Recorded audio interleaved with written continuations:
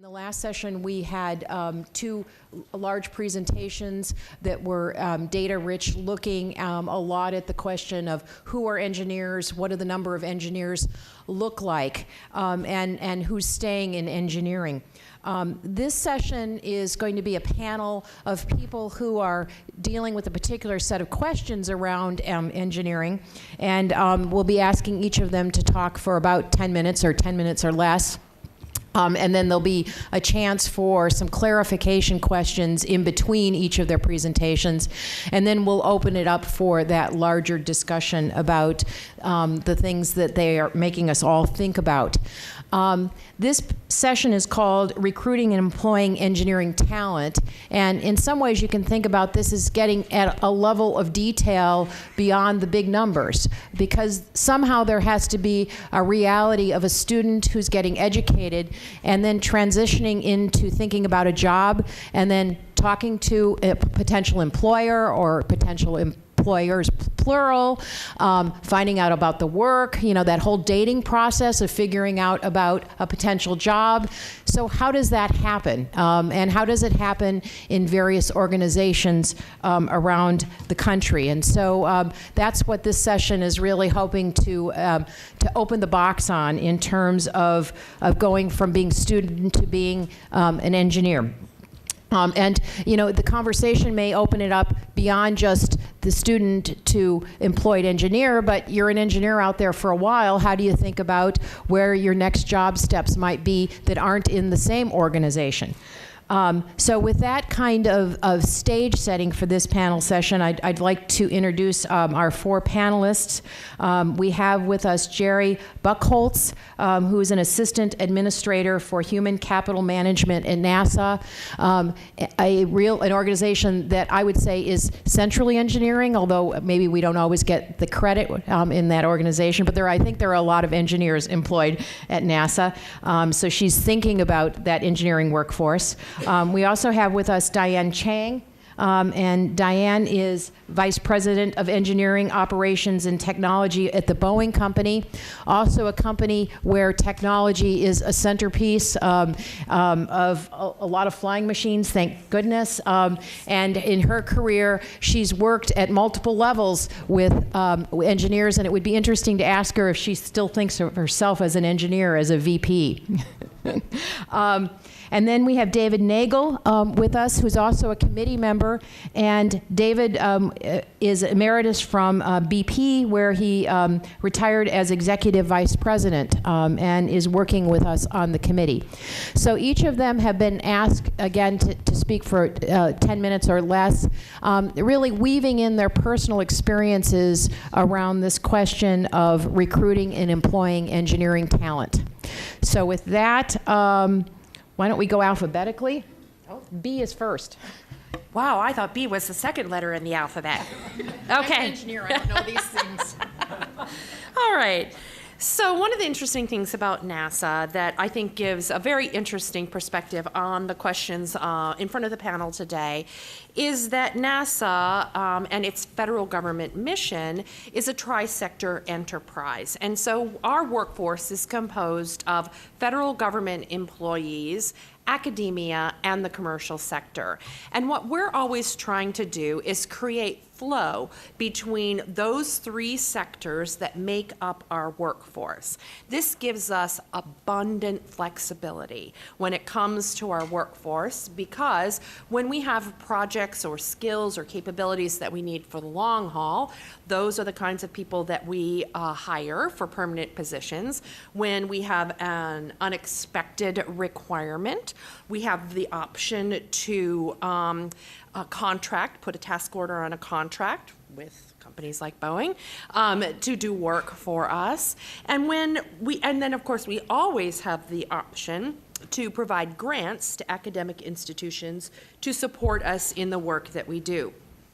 So one of the things that we look at very, very seriously is not just our own workforce and our own hiring, but the pipeline in general and the health of the profession overall.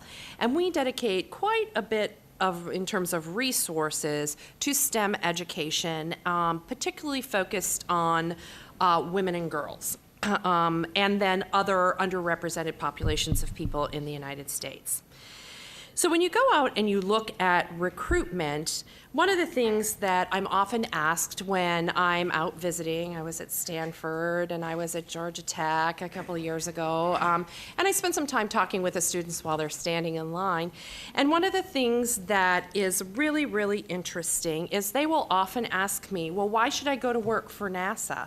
Why shouldn't, why not, Lockheed or Boeing? And what I say to them is, look, if you want to build hardware, go to Lockheed, go to Boeing, come to us. It's all about the same. But if you want to explore the universe, we're the only game in town.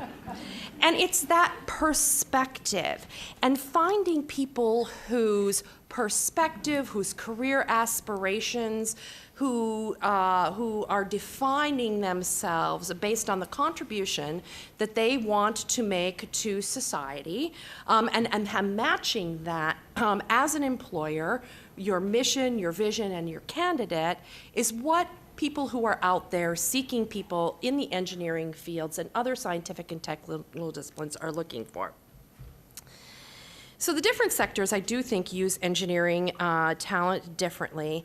I, of course, have the most experience with the federal government. I will tell you that in the federal government, the expectation is, regardless of what your education and training might be in, there's an expectation that you will work in many disciplines and you will work with people in teams that also are in many disciplines, and that the combined talent together is what will result in the kind of leading edge, forward-leaning work that we are looking for. I think this is becoming more and more common. The idea that you would be hired into an organization as an electrical engineer and you would only work on electrical engineering for the next 10 years, I think is a thing of the past. So the expectation is now that we can have people with many, many capabilities working to solve really challenging and difficult problems, and our ideal candidate is someone who is interested in working in that way. So the skills and the knowledge matching, I think I already answered that. So one of the very interesting things is this question comes up about skills gaps. And I'm like, okay. People ask me, are you having a hard time filling your jobs? And the answer to that question is no. Thousands of people apply for our jobs. We actually have to design our HR hiring processes to manage workload because so many people apply for our jobs. So the talent is out there. But what I will tell you is, because people who have degrees in education in engineering have computational ability, have systems thinking, have project management experience, have analytic skills, they are highly desirable for many, many other types of positions, and people are poaching them. So we have engineers who work in human resources, we have engineers who work in acquisition, in budget, in finance, we have engineers that go off and get law degrees, and these, because of the common thread of STEM and what makes a job a STEM position versus a job that is not a STEM position, these attributes are highly sought after for pharmaceutical sales, for big data, for data and analytics, any number of types of positions inside a government agency or a corporation. What is interesting is that I also see a big shift happening in the skill composition of engineers in general as well. So for those who choose to stay in engineering instead of being lured away by some pharmaceutical company, we really do need engineers that have an understanding of budget processes, of acquisition, of law and regulatory requirements, that can get up and tell their story to the world, that have good communication skills, good team working skills, et cetera. And I saw a very interesting briefing on Monday from Dr. Titobaum at Harvard, and the professional science master's degree that has been blossoming across the United States in the science fields. And what was really interesting to me is that it is just now beginning to work its way into engineering programs. These are master's degrees where you pursue the hard science, the hard mathematics, in parallel with some of these business skills that I mentioned. And so you will be studying things like legal and regulatory requirements, project management, IT, data analysis, and all of those things that go along with actually working in the engineering field. One of the things that is really interesting when you come into NASA is you are immediately given work, you're immediately given contractor support, you're immediately given money, and you're expected to be able to manage that project, and you're expected to lay out a project plan, you're expected to know about the federal government budget process, and you are expected at any moment to have a camera shoved in your face when we land a tweeting rover the size of a Mini Cooper on the surface of Mars via sky crane. You are expected to be able to stand up in public and speak comfortably, calmly, and knowledgeably about your subject matter area. So to address some of these things, we have in our organization a project management institute that is very world-renowned in terms of the quality of the institute to help the engineers develop these business process skills that they need to have in addition to their technical skills. We have also started what we call science communications. And when we say science, we mean that more generally, both the science mission and the engineering mission, because many engineers actually work on scientific endeavors at NASA as well. So the idea that we are teaching people to get up, tell their story comfortably, confidently, and be able to tell their highly technical story to an interested but non-technical audience. So career advancement pathways for engineering talent, is it different, is the question. And I do think that it is different. I think that it is quite different. I think that many engineers are actually discovering that they enjoy creating work environments in which people can thrive and be innovative. I think that they are discovering that they can develop their leadership skills in parallel with their technical skills. The chief engineer of NASA needs to be a preeminent engineer as well as a gifted leader all at the same time. I think that this is giving people the opportunity to use their unique talents and abilities in a way that contributes to a bigger whole in new and different ways than we traditionally have seen in engineering career paths. And with that, I believe I'm at time, and I will pass the baton to my colleague. Although, are there any clarification questions or comments for Jeri before we go on to our next panelist? Okay, so if I was a young engineer, I wouldn't want to interview with you. Now I'm going to see about Boeing. That's also on my list.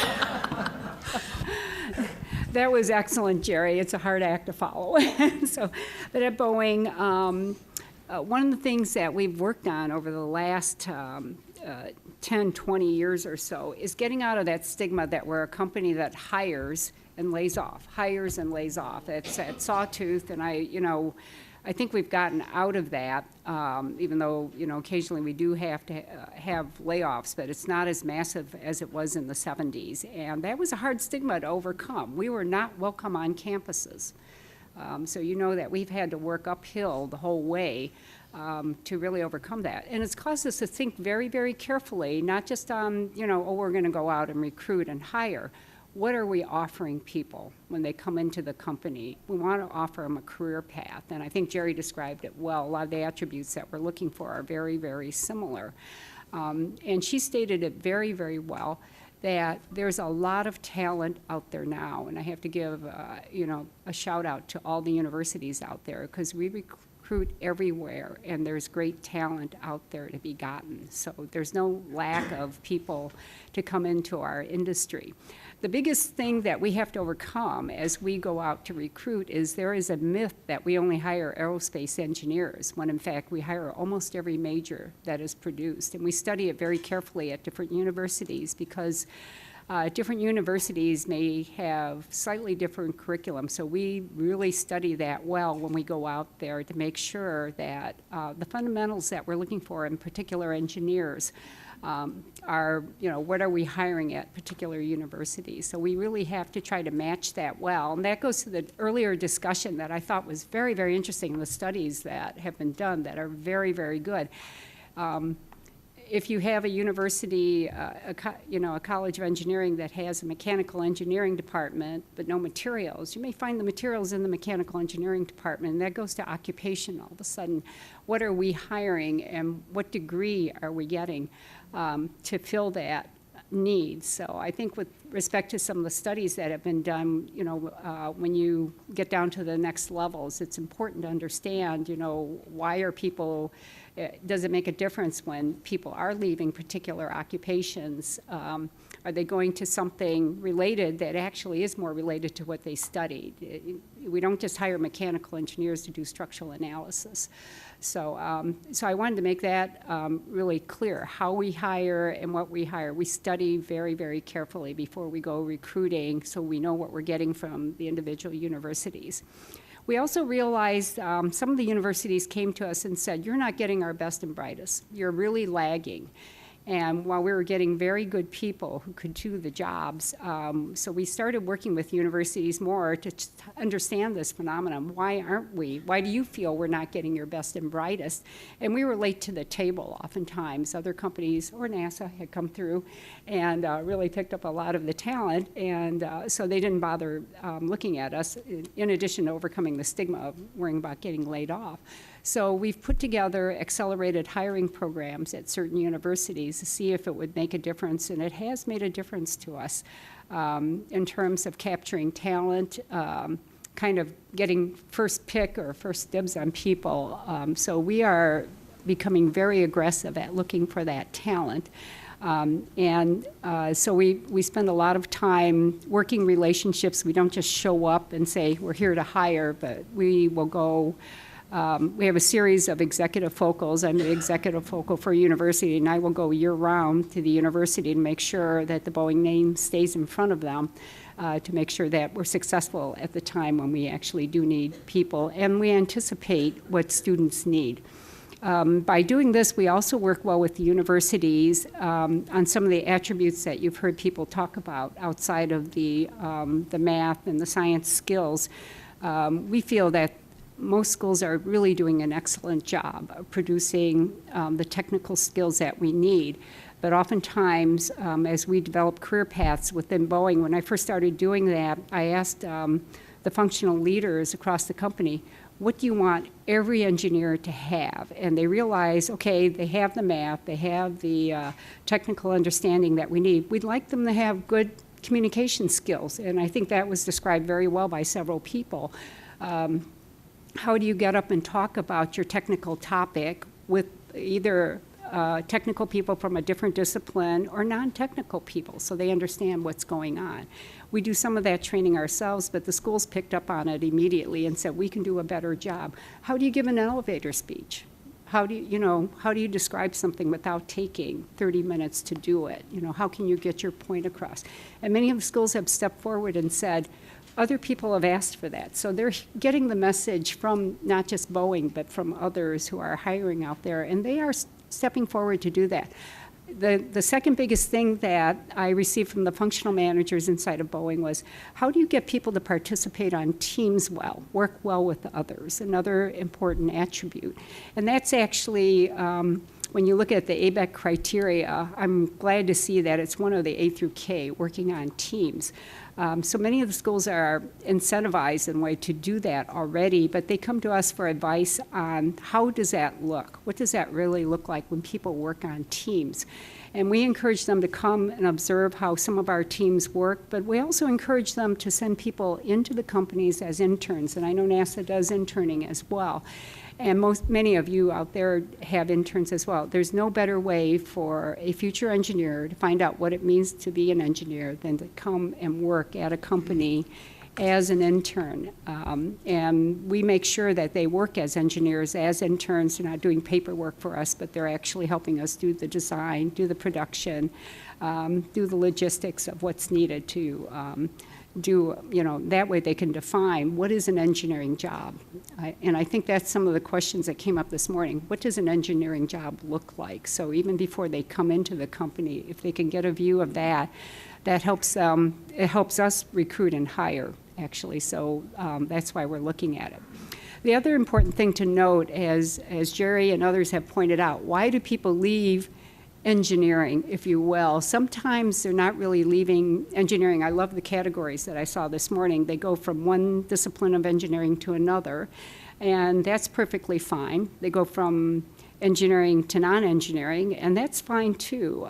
I have spent probably the last 25 years, while I worked as an engineer and as an engineering manager, helping people find what's going to be a meaningful career path for them in the company. And we're a large, diverse company, so there's many opportunities to grow people and help them find themselves in a way. And a few of them do leave engineering as it's been defined today, and I think that's perfectly fine because I do have other groups who do poach. Certain groups find that when we put an engineer there for a rotation just to grow them a little more, they don't want to give them up.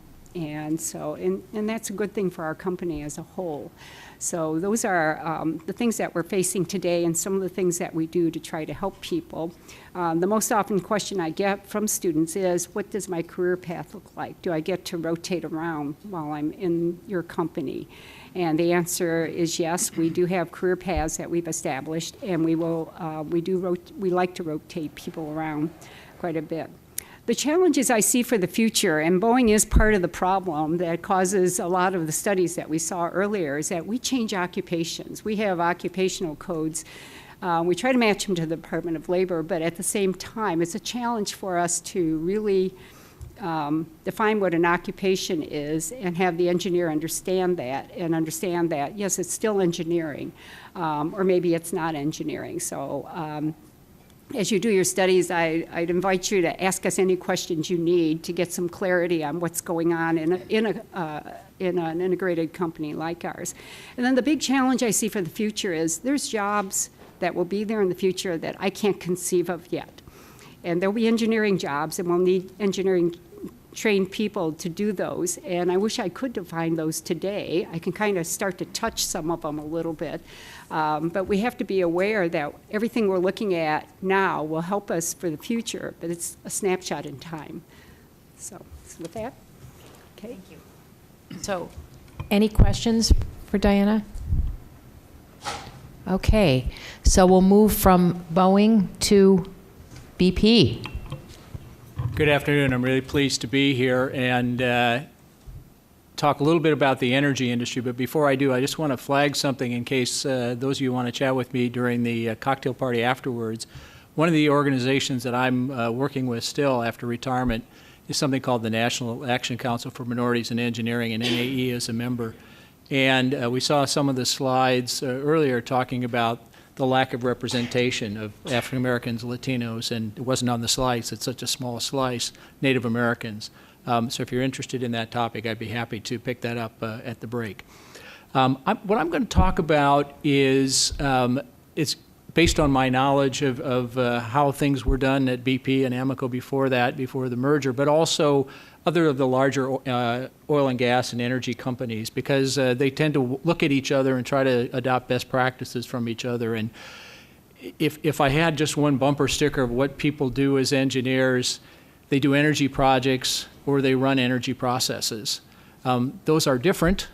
So doing a project might be building a deep water platform, or it might be putting together a biofuels farm in Brazil or whatever, but getting that project going.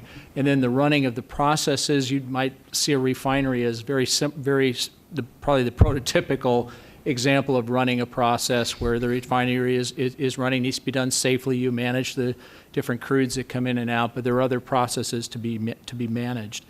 And the engineering disciplines and opportunities are vast within that complete supply chain, from the specialists like corrosion engineers. I mean, stuff rusts. That's not good. That needs to be dealt with. Corrosion engineers do that. To engineers that have branched out and gone into business development. And when you watch those folks do it, they're using an engineering mentality to cut deals, to figure out where the business is.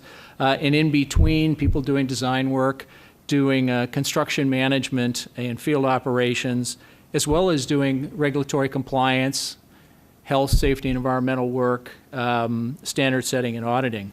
So it's a wide swath of activities that are covered, similar to what's already been covered here. In terms of recruitment, I mean, I remember looking at all the schools that we recruited at, wondering how that occurred, and then I saw sort of a match of who were the top executives and what schools did they go to, and that seemed to be a pretty good indicator. In fact, it was. And thankfully, some HR professionals finally got their arms and their courage around that, and also studied what some other companies are doing, and developed more targeted lists of, well, we can't be everywhere, so let's be really clear about where we want to be. Now, that has some real pluses if you're on the list, and some challenges if your school's not on the list, so I recognize that. But what that then leads to is closer affiliation with the schools. You tend to have recruiting teams, and what comes from that is that the quality side of the equation helps to be driven by personal familiarity with the students as they're coming through. The industry tends to try to get folks in as interns, because that's a perfect place to kind of see, how's this going to work, how's it going to fit. The expectation is the interns are already good, and they look at what they call a conversion ratio. And they like to see interns then say, yes, I'll take this job. So there's a whole process around that helps deal with some of the non-technical issues, but also helps validate the technical quality. During my career, and even most recently, I like has already been said, I've never heard an issue of we can't find people with the technical skill sets. There are sometimes anomalies, like, and this is ancient history, like when the oil price really spiked and anybody that could add and subtract was brought in to become an engineer for a while. But those days are long past, and in fact, what the industry tries to do is maintain a steady pipeline of people coming through, because they've seen what happens when you have sort of a generational gap. And maybe even that's just a 5-year gap. But that creates real problems. So they try to work their way through that in a disciplined fashion. In terms of the training, I will be repeating much of what's already been said. Lots of times people will need that extra training. The company companies provide various programs. It might be 2-day, 3-day on presentation skills. May seem like, well, what's that all about? It actually makes a big deal in how people get judged by the folks around them. So that's important. How to deal with diversity writ large, which is different ways of thinking and so on, so that, again, they can work in these cross-organizational teams. And a lot of it is on-the-job training, and working, and then being flexible to take job rotations, being flexible to move to different locations, and periodically people will have outside coursework and so on. What the career pathway question is an interesting one, and I come from a long family of engineers, and lots of different ways that their careers have gone. In the energy industry, people that come in as engineers to do engineering work tend to stay in it, again, that 10-year period that gets talked about tends to be pretty much normal. I mean, it's not saying some don't do it sooner, some don't change out later. But then there is, in our industry, this very persistent notion of a technical ladder and a management ladder. And people will look at that, and some have no interest in management at all and want to pursue technical specialties or love working in the field, don't want to mess with head office, that sort of thing, and they pursue their careers in that direction. Others do have that aspiration, and they tend to get developed.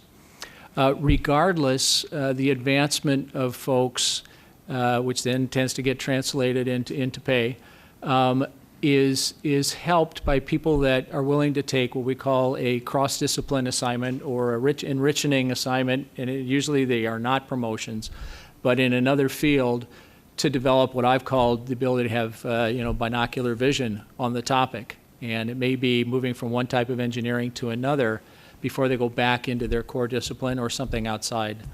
Then they go, and if they are managers, similarly, they go up and become managers of managers, or senior experts, or if they do move into general management, then they're taking on a broader suite of skills. Thank you, all three. So, I heard some blending of boundaries in all three speakers, that thinking about the academy and industry as separate entities probably isn't productive. So how can there be partnerships around internships?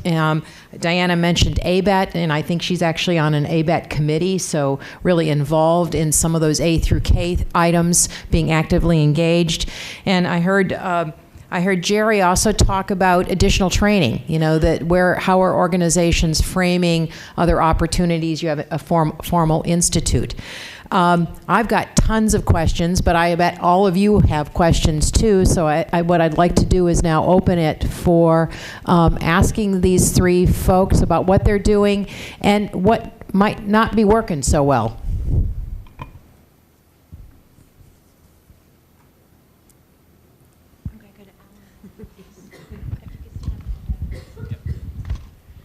Alan Cheville from Bucknell University. Hi, Sheri. Hi.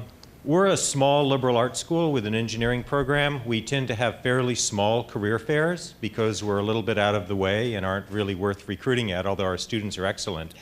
And the question I have for you is, in education, I see really two aspects: that of the student learning, which we focus on, and also that of the credentialing, how students walk away with a story, with essentially the information they'll give to you to make sure the alignment between their interest and your interest is high. How could we be better about the credentialing? How could we be better about telling you what our students are able to do? Because I'm not sure we capture this really very well right now.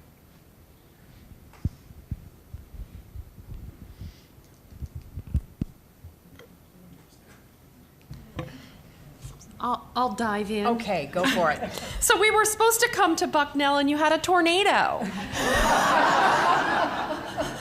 And I can't do anything about that. NASA deals with lots of weather issues. I know. I think it's really important for you to get out there and tell the story of your students. I think it's really good, would be a really great thing for you to, I mean, you've got a world of social media out there to help you tell these stories. And to use your own students as ambassadors into companies. Many companies have student ambassadors. They go the other way, right? They hire students to act as their ambassadors on campus.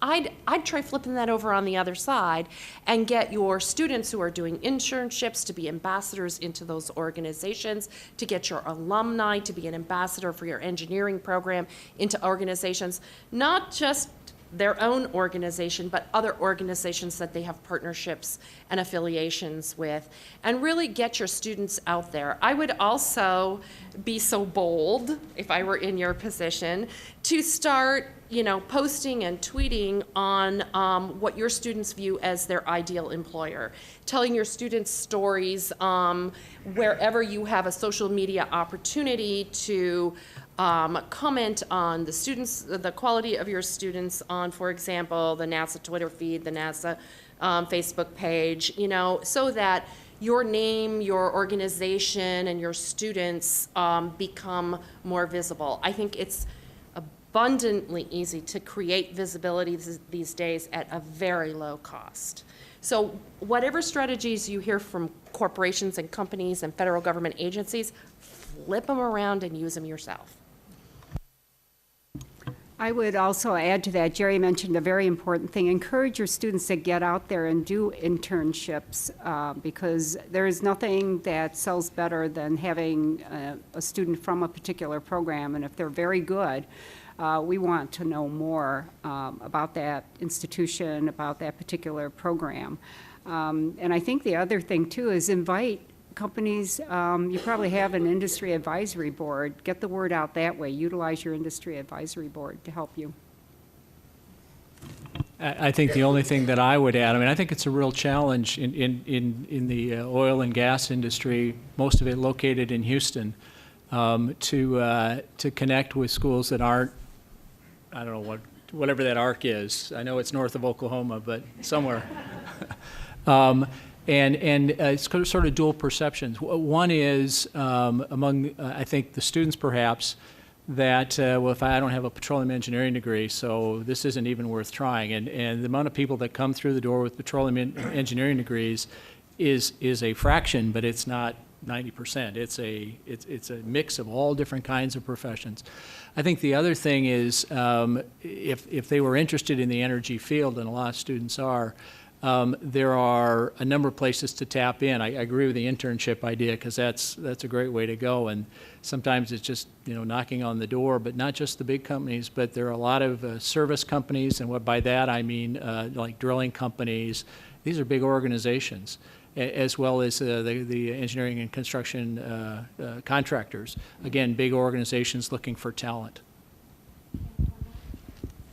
One more thing, there is a belief that students are not willing to relocate, that they want to stay either near the university where they went to school or go back to their hometown.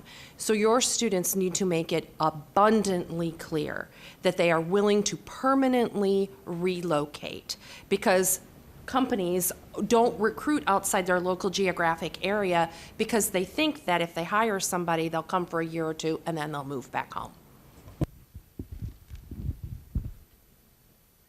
Alan Zimmerman, I'm with Northrop Grumman. The focus on this panel so far has been about attracting, recruiting new grads. Part of that premise is that you get a new grad, you keep them for their entire career. That's not true. As somebody who's worked for, I think, every one of the major defense contractors except for Boeing. What are you doing targetedly to attracting and retaining mid-career and senior technical talent?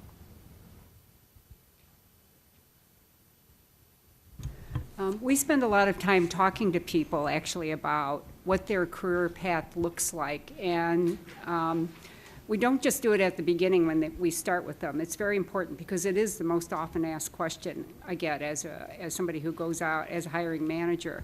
But we meet with them periodically about what their career path looks like from year to year.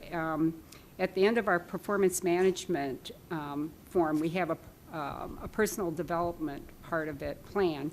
And this is the employee's opportunity to put down, I think my path is this way, and here's what I need to get there. And they discuss this with their manager. So I think just keeping their interest right in front of us. We can't guarantee that we'll do everything everybody wants at the time they want to do it, but we have many other options to help them as they provide guidance and opportunities during their career path. And that's one key to trying to retain people.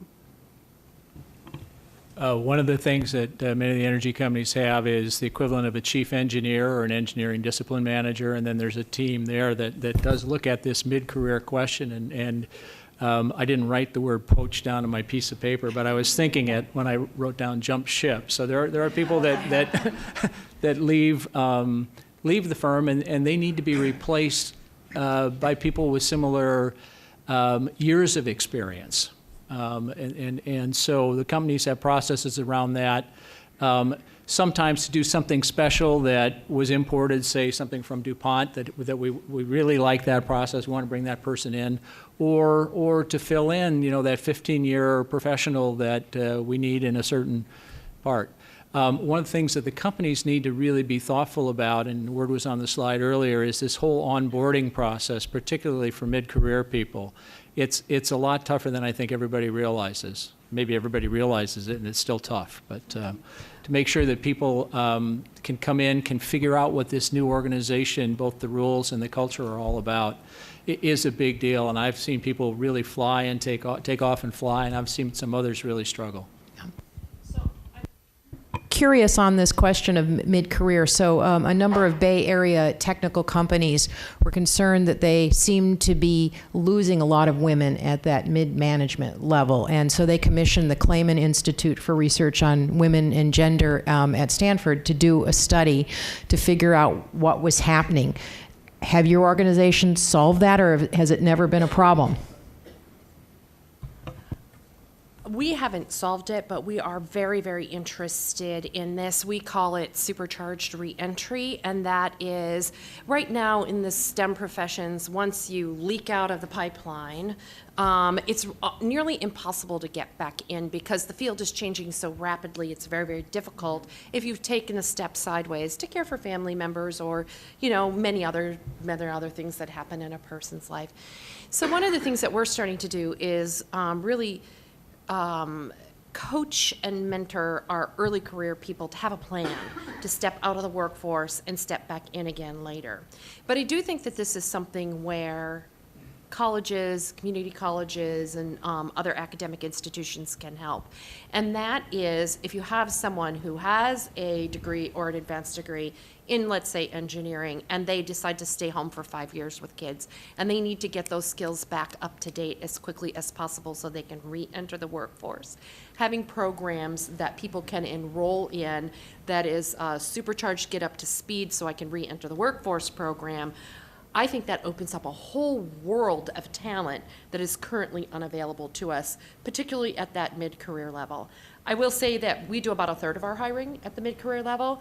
When someone takes an employee from NASA, that's poaching, but when I take one from Boeing or Lockheed, that's flow. So we do a lot of hiring from our contractor workforce. Okay. The only thing that's going through my mind as you were talking is to be studied. The difference between trying to bring someone back into a management role, which I suspect is somewhat easier, and maybe actually enhanced during the time they were away, from coming back and doing some sort of really fresh technical stuff, which may or may not be easy to connect with. But I don't have anything beyond that. It's interesting that this report, Climbing the Technical Ladder, also talked about, though, it's not necessarily family leave. It's around coaching and mentoring and career planning and kind of those subtleties of how a career develops. So, yeah, okay. Thanks. Russell Jones, I mentioned earlier, I was a lifelong engineering educator at every level, from department head to dean to academic vice president to president. I had a strong industry advisory board. There was a brief mention here of industry advisory boards. I do believe that industry has to invest in those, and not just send a recent alum to fill a seat, but in fact send somebody who is actually going to take some time and have some valuable input. The industry as a whole also has to give it voice.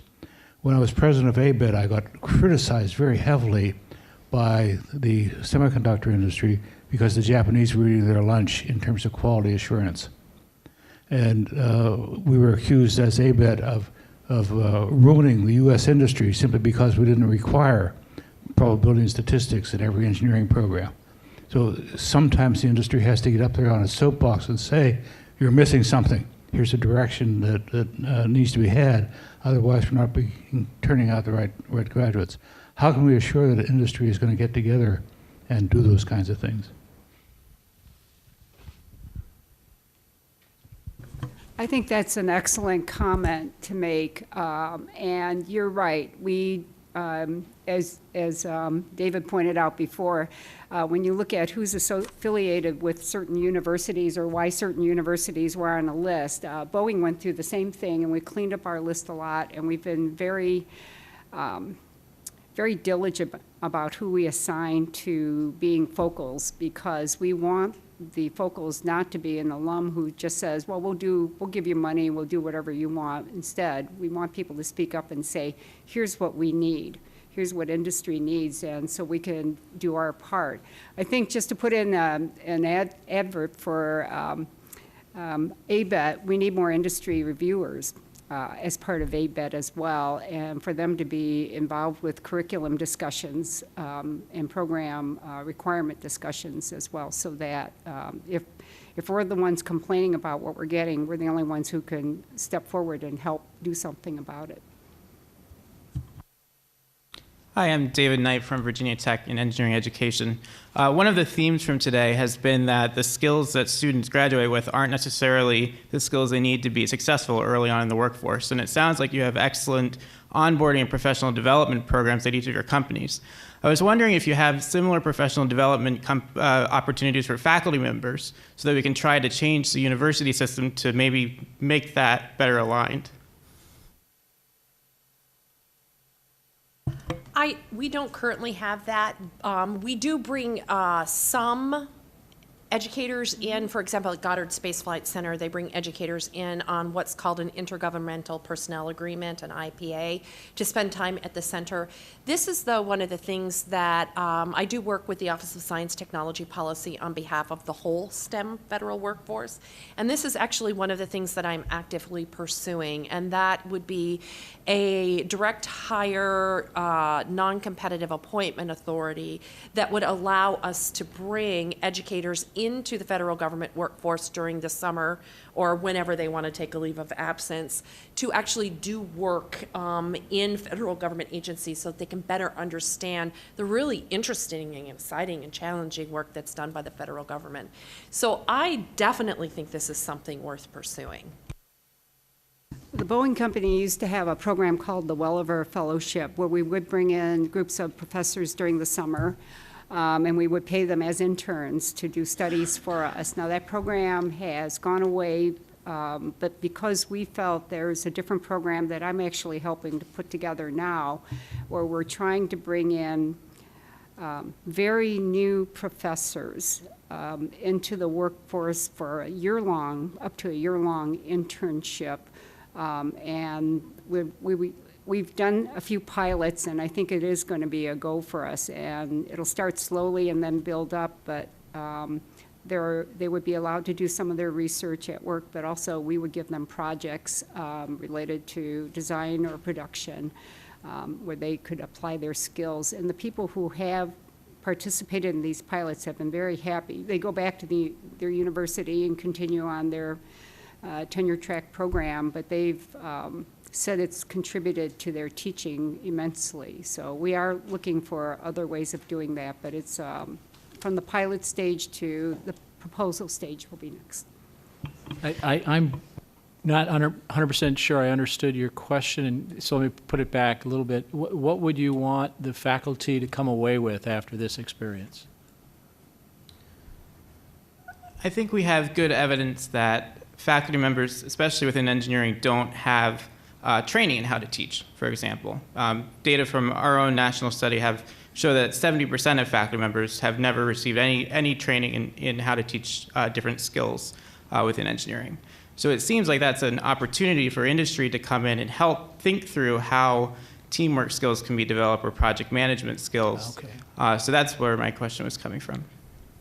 All right. I mean, I don't have any direct experience of it in engineering. I know there's a program that accredits business schools that does do a one-week program for adjunct professor candidates purely on teaching skills.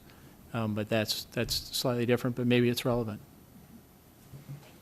So Kitty, were there any questions from the webinar world?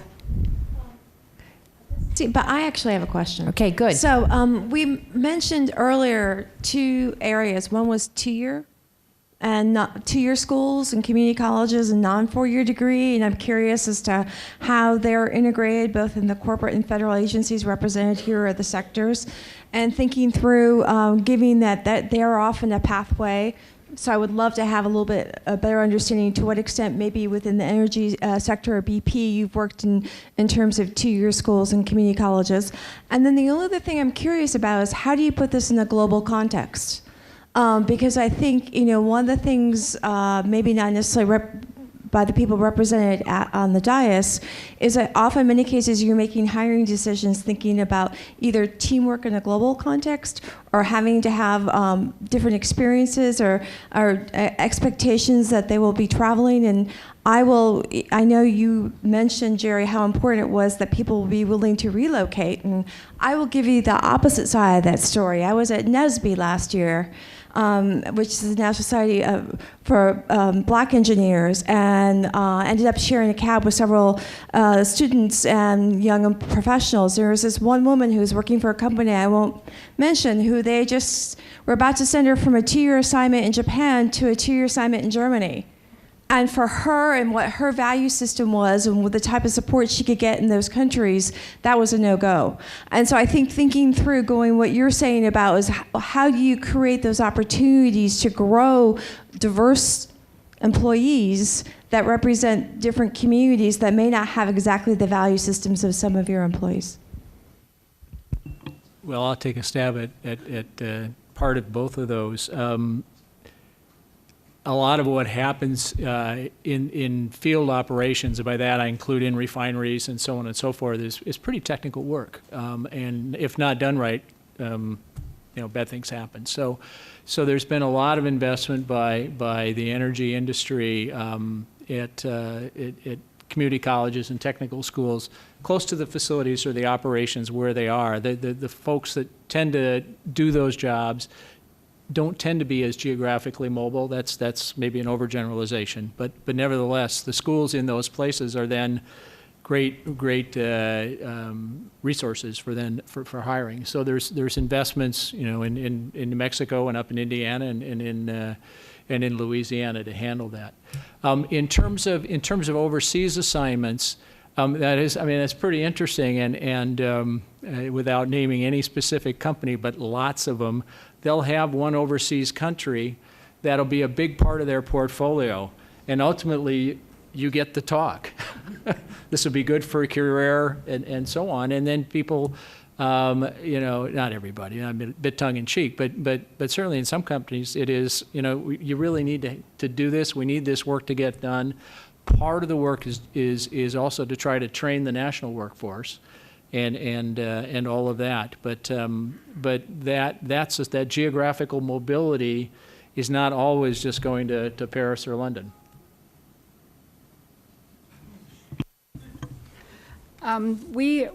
Because we are so large and so spread out, we're in every state as well as in quite a few countries overseas. We have many opportunities, and people often ask us, how do I get to a specific place? And we have to make sure that's a match. That's one side of the coin. The other side of the coin is that because we have major centers, we don't require relocation. It's very rare when we have to have somebody move because they are the only person who can do that, and it's only going to be done in a certain place. So we're not exactly faced with that, but if somebody wants to relocate, we work with them on it. And sometimes, occasionally, I was asked to relocate. If they need you somewhere, you have to look at it very closely, but they understand. I'll tell you, they were almost kind of sneaky when they asked me because they knew the window of opportunity for me was huge because of my family needs. My husband was ready to take early retirement. My son was just starting high school, so I could move. And they asked me right at the right time, and I think they looked for that. And I almost couldn't turn them down, and the family said, we want to go. So they do work with individuals. As individuals, we like to look at them holistically. On the two-year school question that you had, we employ a lot of people in a variety of different jobs, engineering and engineering related. We employ a lot of people who have two-year associate's degrees or whatever they are, and work with the community colleges locally, just as we work with universities, what we need. They come to us and say, what do you need? We actually even have a non-traditional internship program with Edmonds Community College up in Seattle to bring people in to see the types of jobs they would be doing. We understand a lot of those people work, so that's why it's non-traditional. They can't just take a summer off and work with us. And what's been very moving, and I say it's truly moving, is that people who've been through the program said, I didn't know I could work at the Boeing Company. I thought when I got my associates, I would go over here and work for this small company or maybe work over here. I never knew there was a place for me at the Boeing Company. And about 10% of the people we've hired in from that program decide to go on to a 4-year university degree in engineering. And we'll pay for it. So we're great to see people come and take the jobs we have for them. We're happy to see them advance as well if they see the need and have the desire. So I'm mindful of time. We have another session. I think we covered some really great ground in expanding beyond 4-year degrees to 2-year degrees. We didn't talk a lot about masters and PhDs, but how do those enter into the recruitment process? We talked about partnerships and how to think more creatively about what those partnerships are in the short term and the long term. And we brought up some questions about diversity of the workforce and how that's coming into play within organizations and their views of their engineering workforce.